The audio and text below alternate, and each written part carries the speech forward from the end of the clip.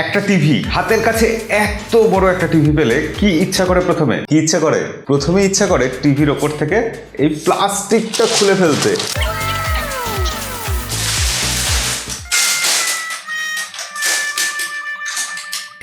এবার থাম,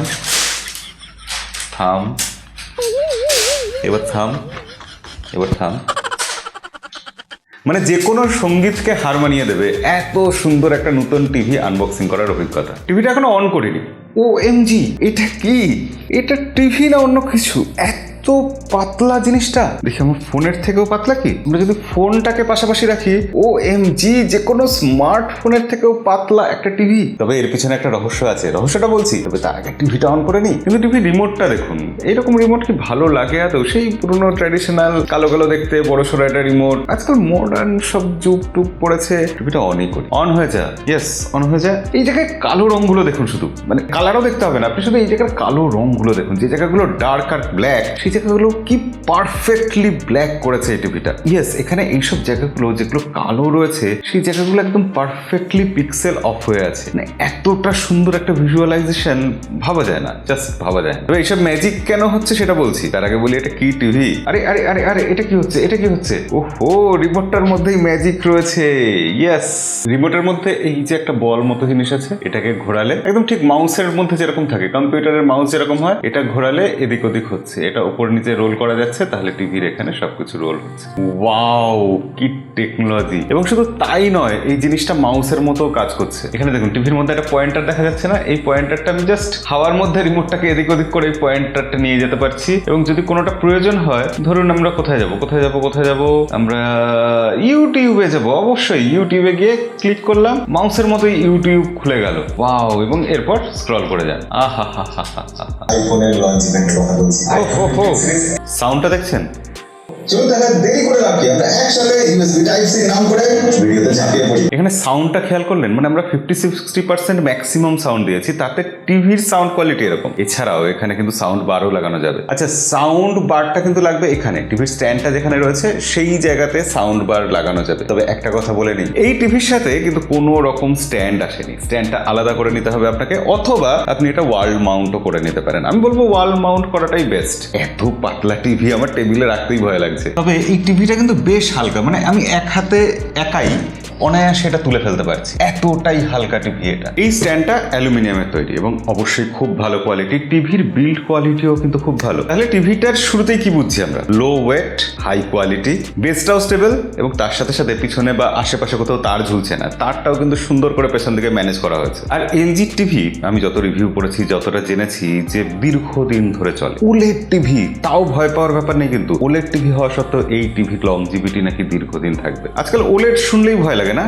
কিন্তু OLED প্যানেল যদি এইরকম কোয়ালিটির হয়, তখন কিন্তু ভরসা করা যায়। এই যে LG C3 OLED টিভি, এই টিভিটা যথেষ্ট ভালো ব্রাইট, আগের থেকে অনেকটা ব্রাইটনেস বাড়িয়েছে, ফিচার্সে ভর্তি করে দিয়েছে, এবং অবশ্যই এটা লুকস আর ডিজাইন একদম বেজেলহীন একটা টিভি বলা যায় এটাকে। এই যে এখানে দেখছেন HDR কোয়ালিটির ছবি চলছে, কতটা ভালো কোয়ালিটির HDR দেখুন। মানে HDR ব্যাপারটা কি জানেন তো? এই যে একদম ডার্ক যে জায়গাগুলো, এই জায়গাগুলোকে ব্রাইট করে দিচ্ছে, একদম ডার্কেস্ট জায়গাগুলো দেখার এক্সপিরিয়েন্সটা বেটার হয়ে যাচ্ছে। ইভেন গেমাররাও এখানে কিন্তু কোনো রকম কম্প্রোমাইজ করবে না। মানে এই সেগমেন্টে, যে সেগমেন্টে LGর এই টিভিটা লঞ্চ করেছে, সেই সেগমেন্টে আমি বলবো এটা ফিচার রিচ এবং one of the best TV হয়ে যায়। আপনারা তো সব টেকসাভি মানুষ, আপনারা আরো ভালো বুঝবেন যে এই টিভিটাতে প্রসেসর যদি ভালো দেওয়া হয়, তাহলে টিভিটা এমনি ভালো করবে। তো এখানে আলফা 9 প্রসেসর দেওয়া হয়েছে, যার ফলে টিভিতে যে কোনো কিছু প্রসেস করার যে পাওয়ারটা, সেটা কিন্তু আরো ফাইন হয়ে গেছে, আরো বেড়ে গেছে। অর্থাৎ ছবি আপস্কেল করার যখন দরকার হচ্ছে, যখন মোশন হ্যান্ডলিং এর দরকার হচ্ছে, যখন একদম অ্যাকশন প্যাক কিছু চলছে, সেই সময় কিন্তু টিভি দারুণ কাজ করছে। আপনি একটা 1080p ভিডিওকে দিয়ে দিন, এটা 4K তে আপস্কেল করে দেবে ওই প্রসেসরের জন্য। আর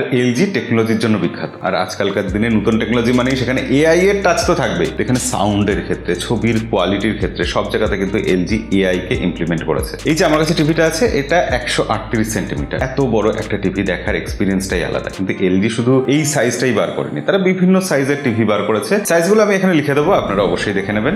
42, 48, 55, 65, 77 এবং এছাড়াও একটা আছে 83 সেন্টিমিটার। অর্থাৎ সব দিক দিয়ে সব রকম আপনাকে সাইজ দিয়ে দিয়েছে, সব রকম ভেরিয়েন্ট দিয়ে দিয়েছে এবং টিভিটা দেখে আপনি যারা এনজয় করতে পারেন তার জন্য আপনার ঘর অনুযায়ী আপনি বেছে নিতে পারবেন। প্যানেলটা এতটাই ভালো যেখানে কোথাও কোনো লাইট ব্লিডিং হচ্ছে না, মানে সাইডে দেখবেন কোথাও কোনো রকম লাইটের ব্লিডিং হচ্ছে, একটুখানি এদিক ওদিক দেখা যাচ্ছে, এরকম কোনো ব্যাপার নেই। DCI P3 কালার গ্যামেট রয়েছে, ডলবি ভিশন HDR রয়েছে, মানে একটা টিভির কোয়ালিটি, পিকচার কোয়ালিটি যতটা ভালো দিতে পারতো কোম্পানি সব রকম এখানে দেওয়া হয়েছে, মানে হলিউডের মতো আপনি পিকচার কোয়ালিটি এখানে এনজয় করতে পারবেন। আচ্ছা, এখানে পোর্টস আর বাটন কি কি আছে সেটা তো জানতে হবে। এখানে HDMI 2.1 পোর্ট আছে 4খানা। এই রিমোটটা কিন্তু ম্যাজিক রিমোট, হ্যাঁ এই রিমোটে ম্যাজিক হয়। এখানে রয়েছে wow orchestra feature, Dolby atoms সাউন্ডের সাপোর্ট রয়েছে। আর যখন গেমিং এর প্রসঙ্গ আসবে, গেমিং এর জন্য কিন্তু এই টিভিটা একদম পারফেক্ট আর বেস্ট চয়েস হতে পারে। 120 হার্টজের OLED প্যানেল, বুঝতে পারছেন তার মানে কতটা ভালো গেমিং হবে, এবং তার সাথে সাথে এরকম পাওয়ারফুল প্রসেসর দেওয়া হচ্ছে এখানে। অবভিয়াসলি এই টিভিটা গেমারদের জন্য একটা পারফেক্ট টিভি। আচ্ছা, টিভির মধ্যে এখানে